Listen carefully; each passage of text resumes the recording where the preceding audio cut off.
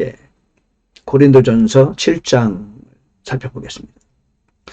고전 7장은 부부 문제를 좀 다루고 있어요. 남편과 아내에 관련된 이야기입니다.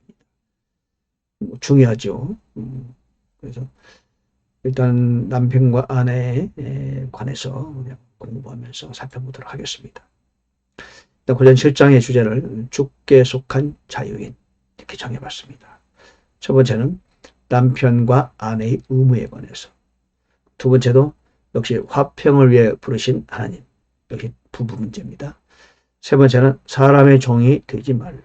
네 번째는 이 세상 삶에 얽매이지 말자, 이런 내용입니다. 이제 7장 3절에 보니까요, 남편은 아내에게 합당한 애정을 베풀고 의무도 다하라. 아내도 남편에게 그와 같이 행할지니라. 이런 말씀을 했어요. 예, 남편과 아내는 서로가 이제 의무를 수행해야 되는 거죠. 남편도 이제 아내가 자기 몸을 주장하지 못하고 오직 그 남편이 하며, 이와 같이 아내도 자기 몸을 주장하지 못합니다. 그 아내가.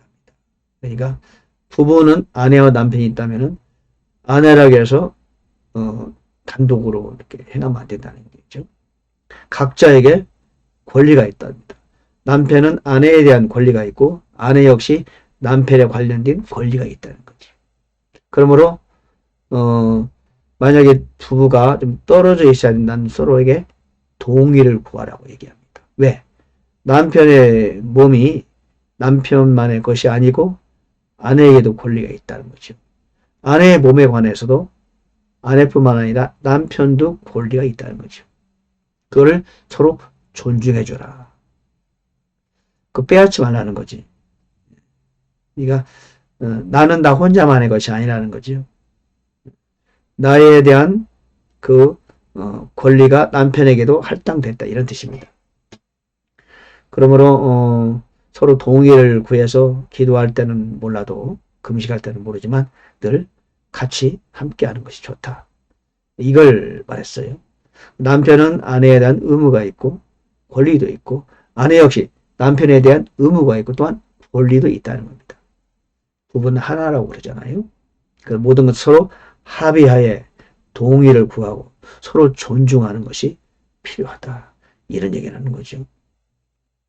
물론 이제 다음에 또 나오겠지만 부부로서의 어떤 질서도 물론 있습니다.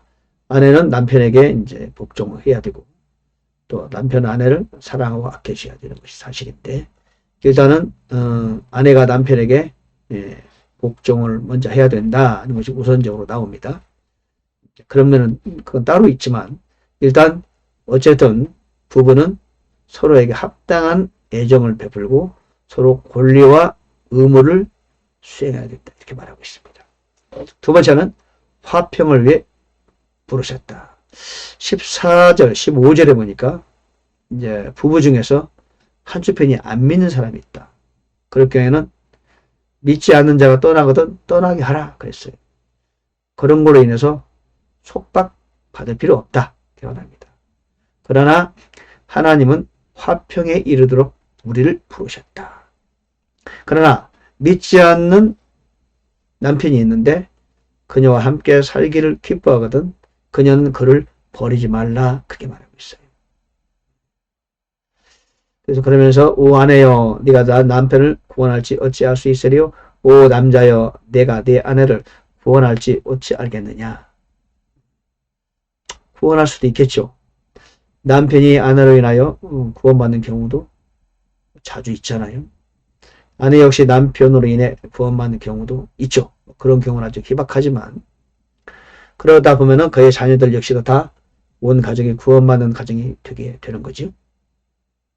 그러나 만약에 떠난다 하면은 그런 일로 속박받을 필요는 없다. 그러나 가급적이면은 그에게 구원의 기회를 주도록 하고 그 구원을 위해서 먼저 믿은 한쪽 편이 수고하고 힘쓰면은 더 좋은 거 아니냐. 화평을 위해 하나님 우리를 부르셨다, 그런 얘기죠. 그러나 처음부터 결혼할 때 가능하면 믿지 않는 배필은 만나지 않는 게 좋겠죠. 그분이 믿으면 좋겠지만 결혼하고 나서 만약에 믿지 않는다면 평생 그 배필 동반자로 인하여 고통을 겪게 되거든요.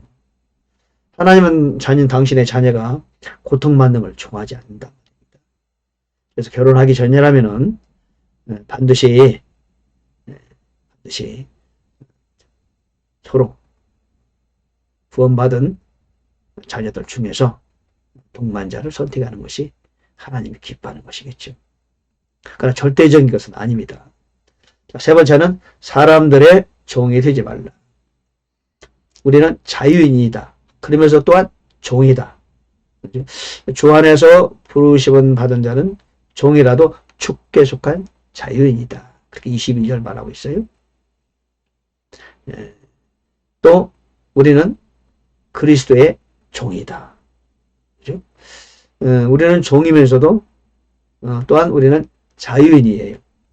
23절에 보니까 주께서 값을 치르고 너희를 사셨으니 너희는 사람들의 종이 되지 말라. 이렇게 말합니다. 사람들의 종이 되지 말라. 그렇다고 해서 섬기지 말라는 뜻은 아니에요. 있는 힘을 다해서 우리는 의무를 수행해야 되겠죠. 병원에서 일하는 직원이라면 의사 밑에서 열심히 일해야 되겠죠. 병원에서는 의사가 아무래도 권위가 있으니까 내가 군대 생활을 한다면은 우리 상관에게 열심히 말을 따르고 복종해야 되겠죠. 회사에서 평사원으로 일한다면은 과장이나 부장님한테 아주 최선을 다하고 순종하고 복종하는 자세를 보여야 되겠죠. 그렇처럼 그렇게 종의 역할을 할 수 있어요. 그러나 진심으로 종이 되는 건 아니라는 거지. 다만 우리의 해야 할 의무를 수행한다는 겁니다. 그래서 사람들의 종이 되지 말라. 일을 하더라도 하나님을 보고 하는 거지 사람 보고는 하지 말라는 거죠. 왜 우리는 자유인이다. 그렇게 말합니다. 그때는 이제 종도 종의 신분이 있었기 때문에 설사 종의 신분이라 하더라도 이미 자유인이 되었다. 이걸 말하는 겁니다.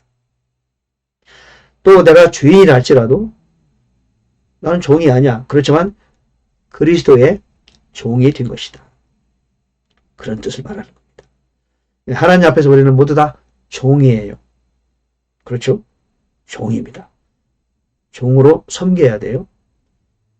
그러나 사람의 종은 아닌 겁니다. 그렇다고 해서 사람을 섬기지 말라 이런 뜻은 아니죠. 그죠? 핵심을 지금 말하고 있는 겁니다. 진정한 우리의 정체성에 관하여 지금 설명하고 있는 중입니다. 자, 네 번째는 이 세상에 매이지 말라. 그런 말이 있어요. 이렇게 말해요.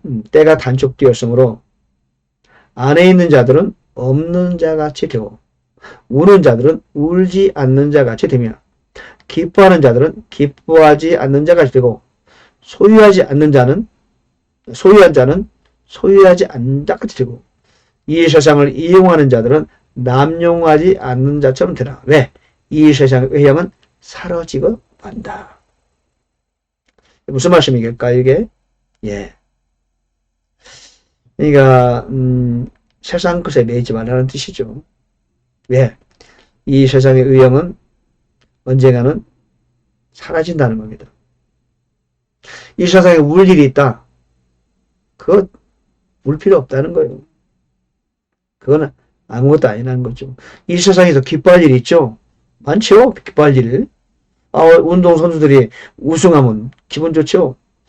비즈니스 하는 분들이 돈 벌면 기분 좋죠? 그러나 그런 것 때문에 기뻐할 필요가 없다. 이거는 잠깐이고 진정한 기쁨이 아니라는 거죠. 울 필요도 없어요. 뭐 슬픈 일이 있지만 그거 아무것도 아니라는 겁니다.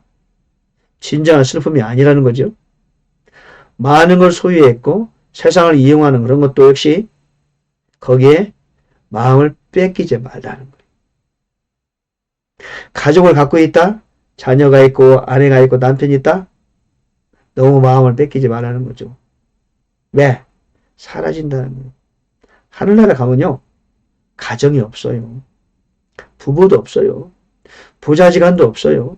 우리가 이 땅에 사는 동안에 하나님이 잠시 동안 만들어 놓은 어떤 시스템에 불과한 거죠. 왜? 이 세상의 사회 이루어가기 위해서는 가족관계를 만들어야 되니까 하나님이 만들어 놓은 것이지 하늘나라에 가면은 가족이 없어요. 그러므로 우리가 이 세상에 살면서 가족에 매여야 됩니까? No. 그러면 안 되죠. 매이라고 만들어주신 것이 아니라는 겁니다. 아내는 아내 역할도 있고 남편은 남편의 사명이 있으며 자녀들도 그들의 각자 갈 길이 있다는 거죠. 근데 요즘 보면은 그 자녀들에게 너무 매이는 그런 엄마들이 특별히 많아요. 그러다 보면 자녀들이 이렇게 우상이 되는 수가 있습니다. 어떤 것에도 매이지 말라는 거예요. 왜? 모든 매형은 사라진다는 거죠. 눈에 보이는 것, 여러분 거기에 마음을 뺏기면 안 돼요. 세상 성공, 아무리 성공하고 형통하고 좋은 것을 가졌더라도 다 곧 사라진다. 매이지 말다. 그런 얘기입니다. 그 말씀을 지금 네 번째 항목에서 우리한테 주고 있는 것이죠. 우리는 주님께 속한 자유인이다. 자유인 같지만 주님의 종이다. 주님 이외에는 그 어떤 사람에게도 종이 되지 말자. 세 번째 항목이죠. 남편과 아내는 서로 의무와 권리가 있다. 그런 얘기죠. 우리는 화평을 위해 부르셨기 때문에 아내가 혹은 남편이 믿지 않는다고 해서 뭐 헤어지자면 헤어질 수는 있으나 우리는 믿지 않는 자를 위한 가족을 위한 최선을 노력을 기울일 필요가 있다. 그런 얘기 아니겠습니다. 예. 오늘은 고전 7장을 같이 살펴봤습니다. 여러분 큰 은혜가 있기를 바라겠습니다. 감사합니다.